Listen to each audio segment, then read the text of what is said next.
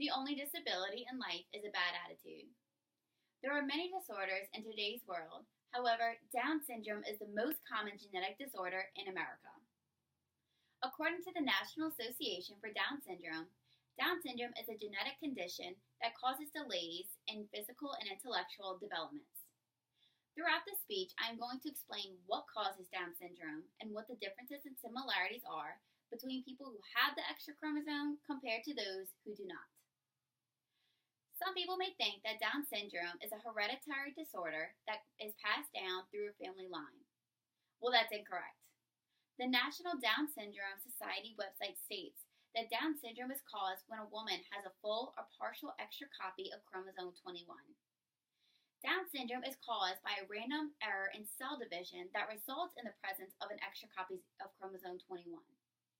Normally, a baby would have a total of 46 chromosomes, but a baby who has Down syndrome has an extra. The National Institute of Child Health and Human Development states that in most cases, 90% of the time, the extra copy of chromosome 21 comes from the mother through the egg, but 4% of the time in the cases show that the males produce the extra copy of chromosome 21 through their sperm. There are also different types of Down syndrome, such as trisomy, mosaicism, and translocation, which all is determined by the relationships between their cells and the extra copy of chromosome 21. However, although doctors and researchers have figured out that Down syndrome is caused by a production of an extra chromosome, they are unsure as to why an extra chromosome is produced. And although people who have Down syndrome have something a little different than people who do not, their extra chromosome is what makes them extra special. As previously stated, people with Downs differ because of the extra chromosome 21. However, there are mental and physical differences as well. People with Down syndrome may have developmental delays such as short attention spans, impulsive behaviors, slower learnings, and delayed speech developments. Children with Down syndrome typically progress slower than other children. Some of the physical differences may include their eye shape, flattened facial profiles, wide, short hands, and a tongue that typically causes to stick out of their mouths.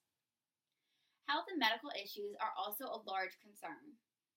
According to the National Association for Down syndrome, some may have cardiac problems, higher incidence for infection, and hearing, vision, and respiratory problems. However, if treated correctly and given the well-resourced medical care, most of these health complications can be successfully managed. Despite the differences caused by the extra chromosome, people with Down syndrome are more alike to other people than different.